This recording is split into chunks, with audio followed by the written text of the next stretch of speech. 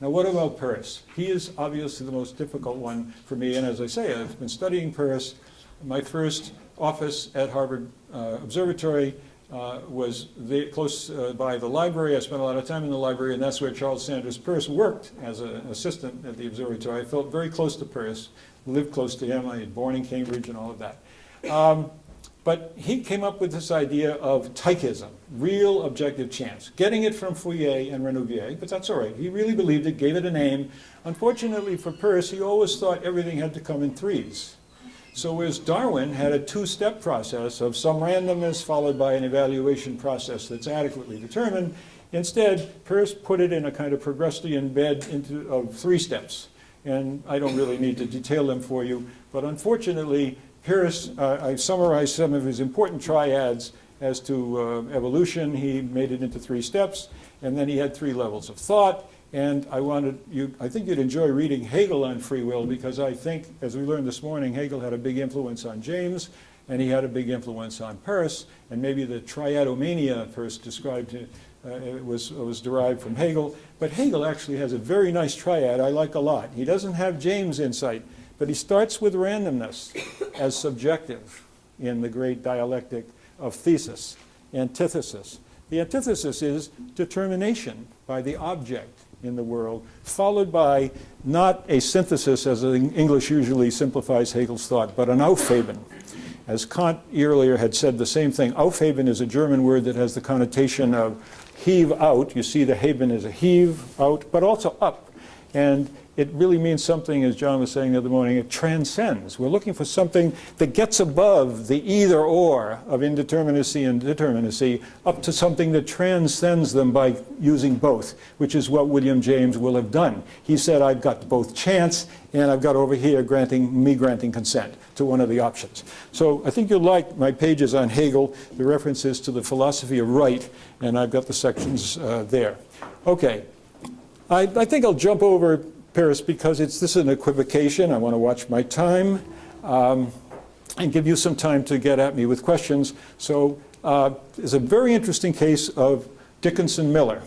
Miller was, as you know, first a student, many of you know, of James, and then later a colleague at Harvard. And then 24 years after James' death, he wrote a mysterious paper called, in here somewhere, Free Will as Involving Determination and Inconceivable Without It, which has been taken as a landmark paper to show that free will requires determinism. Hobart never said determinism. He just said determination. And he never denied, I'm not maintaining, he says in this paper, that determinism is true, but this is a major reference in textbooks on philosophy on why we need determinism. And it's a total mistake, misreading of Hobart, because he was not only Peircean, not only a Jamesian by his friendship and so forth, but look at what he says. 2 courses of action. Actually, James thinks not 2, but a blooming, buzzing confusion of alternatives present themselves. Do we recognize that phrase? This man is speaking William James' ideas without giving him credit. Now, I find it's a hard job to go and research, and when there's no footnotes like we have today, that I got that from William James. But I think that convinces me. I know he's talking James. Okay, let's move on to the first of the people that are not contemporaries or exactly, although James and Poincaré are more or less the same time. Here's the great mathematician speculating on how it is he comes up with new ideas in math. He says he's using random combinations and possibilities are generated, some unconsciously, then they are selected among. Is that the 2-stage solution? Simple as that. Looks just like Darwin. Random combinations, possibilities, some unconsciously, then they're selected among. In the subliminal ego, there reigns what I would call liberty, if one could give this name to the mere absence of discipline and to disorder born of chance. There is Poincaré getting on the same wavelength as William James. Chance is important. And now watch this. It's certain that the combinations which present themselves. Am I reading William James into Poincaré with that same important phrase? Present themselves to the mind in a kind of sudden illumination. After a prolonged period of unconscious work, only a few are harmonious, useful, and beautiful, and they will be capable of affecting the geometrician's special sensibility and will direct our attention. Am I reading William James? They will focus attention. They will grant consent to one of those possibilities, and this will give them the opportunity of becoming conscious. I can actually show you that that idea comes from Renouvier and not just from James, that the way we select is simply by paying our attention to one of the many possibilities in front of us and staying with that idea.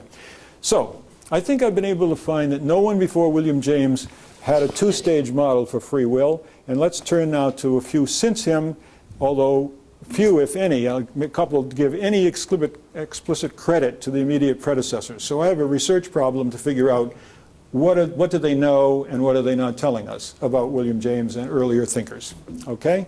I actually find it very hard to believe that almost any of these who write on free will and determinism wouldn't have read the author of the article that defined the terms hard and soft determinism, which they use, and the iron block universe of determinism and the quagmire of evasionist compatibilism. You want to stop me for a moment, or you're just exercising?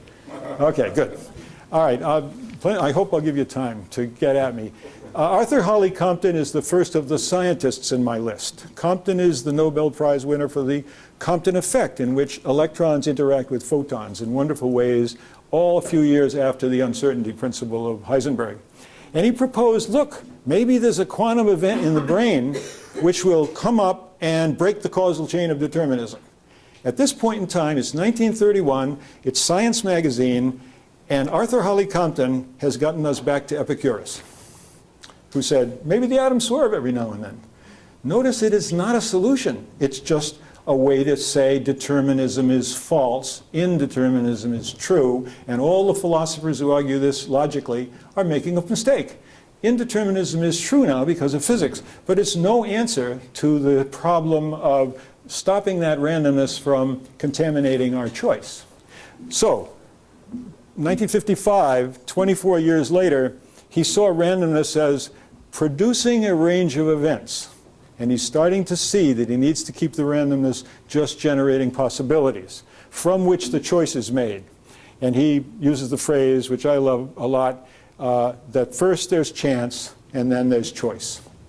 Now, Karl Popper, certainly the best known internationally famous philosopher in my group, wrote for many years objecting to Compton and their amplified quantum event, but by 1977, in a book with the great neurobiologist John Eccles, The Self and Its Brain, he began to say this: new ideas have a striking similarity to genetic mutations. Well, we've heard our William James saying that back in the Principles, and in another lecture. They're also probabilistic, not in themselves originally selected or adequate, but on them there subsequently operates natural selection, which, oh, he's really talking about natural selection here, and we could conceive of a similar process with respect to new ideas and to free will decisions.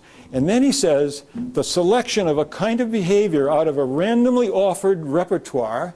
There's James' alternative possibilities presenting themselves. He's not using James' terminology. Be an act of free will. I am an indeterminist, he said, although he hadn't been all his life.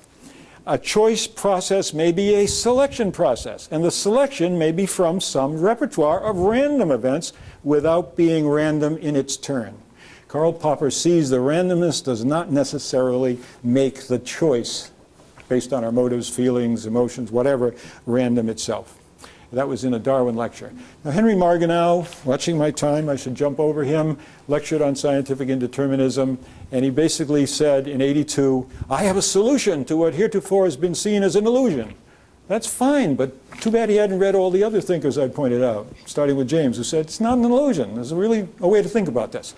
And the thesis is, quantum mechanics, etc., freedom involves two components, chance, existence of a genuine set of alternatives, and quantum mechanics provides the chance, and we argue that only the mind can make the choice by selecting among the possible ambiguous futures, as James told us there really exist. This is in 1982, sort of late to the game, and he's dead now, but a very important, not just a physicist, but a philosopher of physics. Now Dan Dennett, the guy who in 1978 wrote what I thought was the closest thing to my model. And what does he say? The best thoughts on a two-stage model written by any philosopher. Absolutely. He says, unfortunately, he didn't endorse it. He proposes a decision-making model where first you have consideration generator, whose output is to some degree undetermined, produces considerations, but those considerations ultimately serve as predictors and explicators of the agent's decision. And he then gives 6 terrific reasons. I don't think I have time to go into them particularly, but I want you to show he's diffident. He says, I think the model of mine, he's saying, installs indeterminism in the right place for the libertarian, Bob Kane he was writing about at the time, if there is a right place at all. So Dan Dennett is really deep down one of the great compatibilist determinists and has been defending that for years, and I've been watching him for years, and I'm looking forward to engaging him because he's one of the few people who's going to let me come talk, even in his seminar. Several other excellent reasons. You'll have to go find them there. Here's Bob Kane. He also describes the two-stage model, but he also does not really endorse it. But he likes the idea that it provides an open future, such as we think we have when we exercise free will, and so forth. A little diffident, and that's part, the leading people today write always in a sign of agnostic way, not liking to commit themselves to any position. Al Mele, another of the great guys who has the grant, he basically admits he's following Dennett's model, which is a sign of decent scholarship, anyway, compared to the others. And he gives a very similar model. I'll take my word for it. Steve Kosslyn wrote an introduction to a famous book called Mind Time by Benjamin Libet, which is used by neuroscientists to argue we don't have free will. But in the introduction, Kosslyn writes that, look, we construct rationales and anticipated consequences as appropriate for the specific situation. This construction process may rely in part on chaotic processes. Such processes are not entirely determined by one's learning history or even as filtered by one's genes. And given those choices or rationales and the anticipated consequences, one decides what to do on the basis of, read, adequately determined by one's knowledge, one's goals, one's values, and one's beliefs. He's clearly seeing William James. I sent this quote of his to him